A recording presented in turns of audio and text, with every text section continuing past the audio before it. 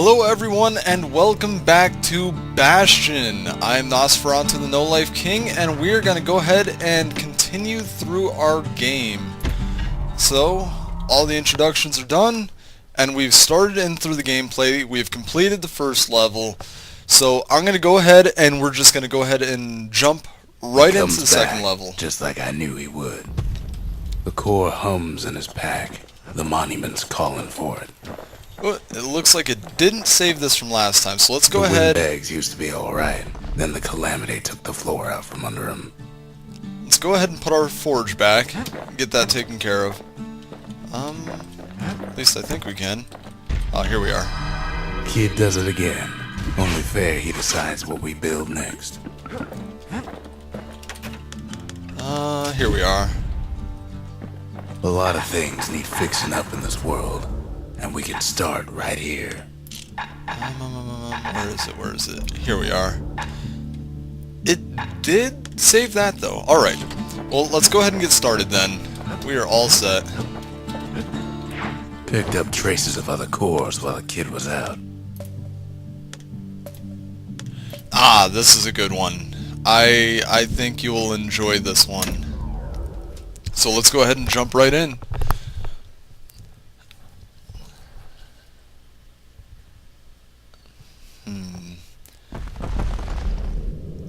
In better days, the melting pot was sealed tighter than the skin on a squirt. Always amusing. Of all the plans to survive the calamity, it had to be stab weeds. And here's another. I believe this is an upgrade for the Fang Repeater. Oh, whoops. I forgot to switch my weapon back. That was an accident. He cuts down every stab weed like there's gonna be a prize for it. Whoops. I told you in the last video, you're gonna see that a lot. If there's a core, he figures it ought to be deeper down. I do dodge roll core off the stuck map quite a inside bit. one of those fancy cages. Another thing I would advise, if you see health lying on the ground and you're close to full, don't waste it. Usually they only set things like that in areas that are going to have some sort of boss fight. Some of the stuff lying around is downright dangerous. There we go. Now, the landmines are actually a lot of fun. I honestly think they're very situational in how well they're useful, and something like what I'm about to show you, definitely. So let's go ahead and get started. Switch. Now what could possibly go wrong? Now let's get some of these down. Quite a bit, as it turns out. The cage starts lifting from the core ever so slow. And these little things you see, these little things you see dropped from the ground are fragments of the old world, I believe. They are used as a currency throughout the game. Not every squirt's born bad. Some spring to the kid's defense. Judging by the movement of the cage, it's gonna take a little while. Oh, now this is a gauntlet style battle, as you can see, but my best advice is I honestly normally ignore the enemies that are out and I try and focus the boxes. It's a lot easier to destroy the boxes before the enemies actually spawn than to actually wait till they spawn and have to deal with something like this. Oh, and don't step in the creep. I don't know if you guys play StarCraft. I do, and it will perpetually be creep. Gas fellas take his corner. Heard him pop that mean old foreman. Come on, I could have swore we had more enemies on here. At this rate, maybe 5 more minutes. Maybe 30. Hard to tell. I'm loving these stunning shots. I've never used this upgrade on this weapon before, and I'll tell you this, I can tell it's making a little bit of a difference there. I really wish I had my carbine. Free sample shows up. Oh. It ain't all bad. as the kid finds some spices from the motherland, tax-free. Oh, I was gonna say, are we out of enemies? One thing's for sure, that cage is awful heavy. And that's a flamethrower. Don't want to go near that. Let's go ahead and place a couple more of these.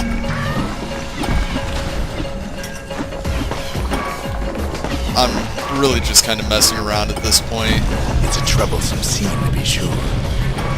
There we are. That should clear out quite a few of them. There we go. Wow, and those things hit fairly hard too.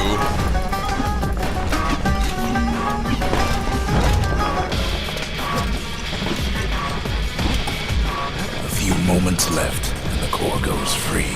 Whoa! 10, 9, 8. And I ended up getting hit by the scumbag anyways, even after all of that. Finally, the core's within reach.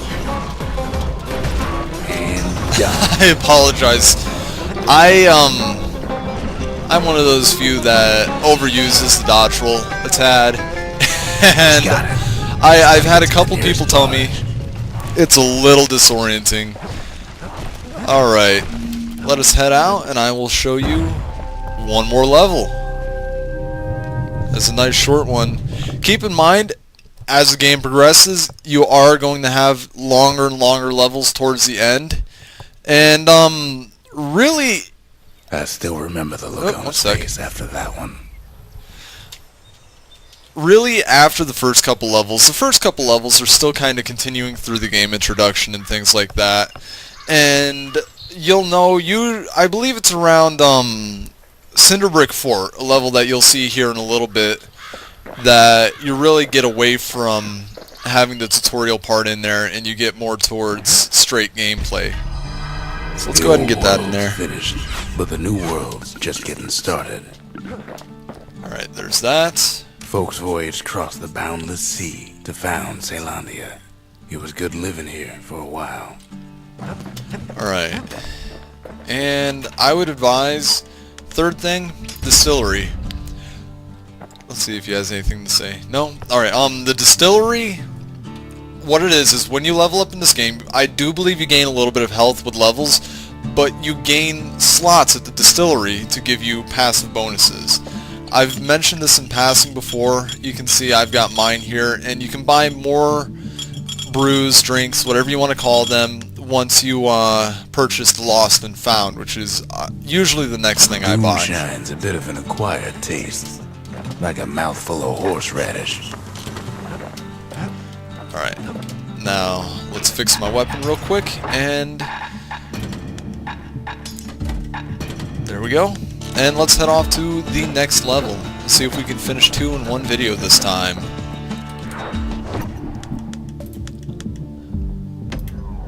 Here we go.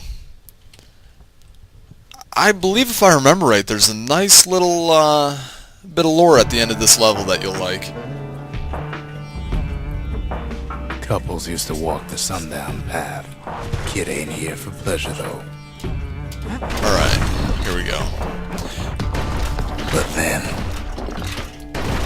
somebody gets to the core before the kid. The floor starts giving way under the lightest step. The single panic squirt could bring the whole place down. Fragments of the old world rain from the sky. Oh, come on. I just kept missing. Well, I don't have a clue if I'm going the right way. I can't remember off the top of my head.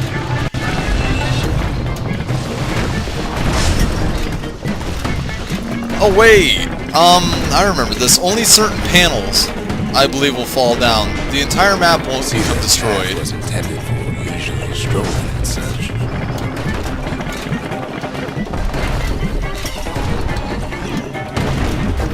Oh.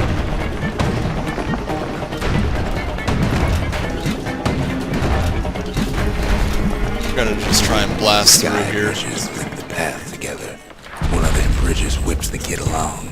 Air travel always was an iffy proposition.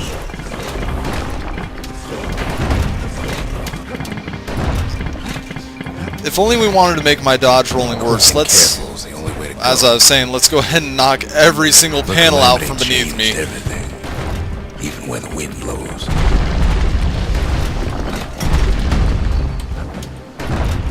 Alright. Oh! Almost got hit by that. And we've got a scumbag shooting at us. The winds in the old days. We can do it again. Who else could have taken the core? Now this is what I use the carbine for mainly. Survivor stole the thing. And oh, whoops, wrong button. This is the one I wanted. By mistake.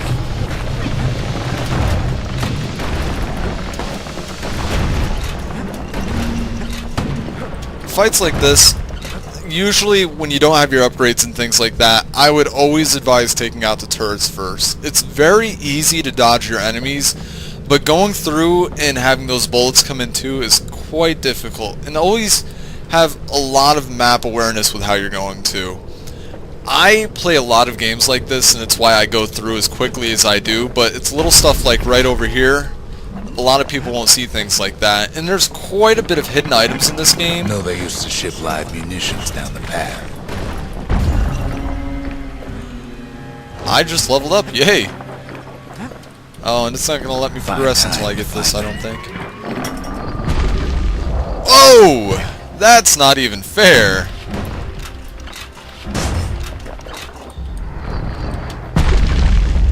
Alright. Now, oh, it wants me to just use a grenade. Alright, we can do that. To toss those things plenty far away.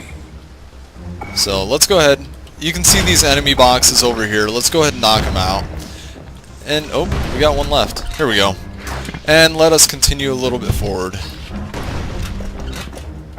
Even gas fellas need some shut-eye from time to time. They get real cranky when you wake them up. Alright. I'm trying to figure if this is the end of the level or not. I believe it is. In all his toil, Kid keeps coming back to an overwhelming question. Who else could have survived the calamity?